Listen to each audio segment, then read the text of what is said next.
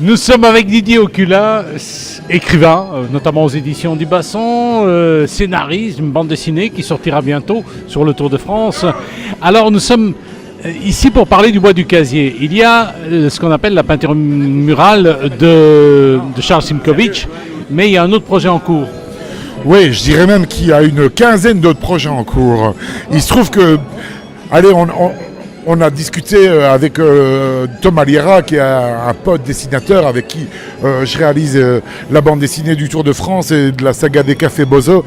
Et on est tous les deux très attachés aux valeurs des mineurs et les commémorations du bois du casier. C'est quelque chose qui nous touche profondément. Donc, en réaction à la peinture de Charles Simkovich, C'est pas mal, ou alors peut-être un peu passéiste. qui est ce qu'elle est. Moi, je ne suis pas critique d'art, j'ai pas envie d'entrer dans des polémiques, mais j'avais moi le besoin, je ressentais le besoin, et Thomas aussi, de transmettre d'autres messages plus positifs. Bien sûr, il y a eu la catastrophe, il y a eu les morts, il y a eu ce drame terrible qui est une véritable cicatrice dans l'histoire Carolo, mais les valeurs portées par les mineurs, ce ne sont pas des gens qui pleurent devant la grille, ce ne sont pas que des larmes, c'est la solidarité, la fraternité, c'est l'entraide, c'est la compréhension, la tolérance, et on avait vraiment envie de créer d'autres images, une autre imagerie. Et est-ce qu'on peut déjà décrire quelques images qui seront proposées? Ben, ça, c'est un petit peu trahir le travail de Thomas, mais c'est sûr Quelques que... mots. Ben, en quelques mots, c'est intergénérationnel, et on a un dessin par exemple d'un enfant qui lit une histoire et le livre est éclairé par la lampe du casque du mineur, et le slogan qui se trouve en dessous de ce dessin dit c'est mon charbon qui alimente ton imagination, c'est mon passé qui arrose ton futur. Et on voulait absolument aller vers des messages positifs pour les jeunes générations.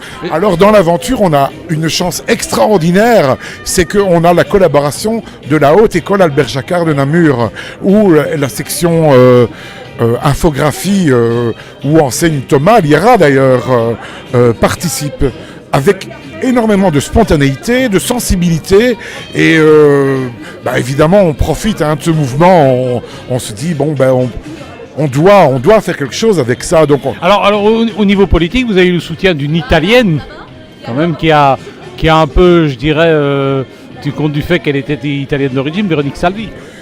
évidemment Véro, je crois qu'il n'a pas fallu parler 3 minutes avec elle. Véro,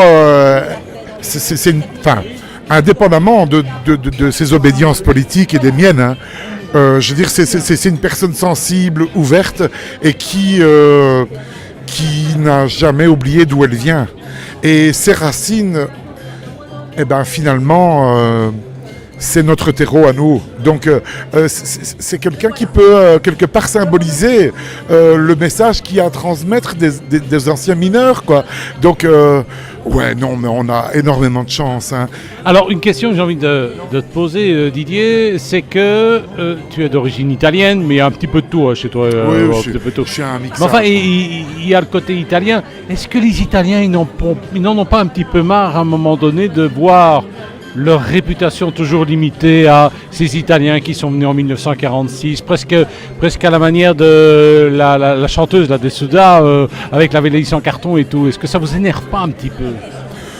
Je crois que c'est limité à un certain public, hein. Je dirais, au-delà de ça, il y a quand même énormément d'Italiens qui ont bien réussi dans la vie, hein. Et pas qu'en Belgique ou qu'en Wallonie.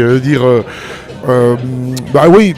Enfin, ça, c'est un sujet qui divise même la communauté italienne. Parce que j'ai des Italiens qui me disent on a ras-le-bol cette image. Évidemment qu'on en a ras-le-bol, mais je veux dire, même dans les gens de souche italienne, il y avait dans chaque famille le mouton noir qui ne mettait pas d'argent de côté, qui ganaillait, qui en profitait un peu de la vie. Et à côté de ça, il y a ceux qui ont investi intelligemment. Et oui, ça c'est le fameux misérabilisme dont on a déjà parlé, toi et moi, et on est au-delà de ça. Ici, on est vraiment dans la commémoration non seulement des mineurs décédés au bois du casier, mais aussi on est dans ceux qui ont vraiment fait un don de soi, un don de leur personne pour leur travail. Et les valeurs principales qu'on va transmettre avec Thomas, c'est la solidarité, l'entraide, la fraternité. C'est ça les messages importants, n'en déplaise à M. Simkovic.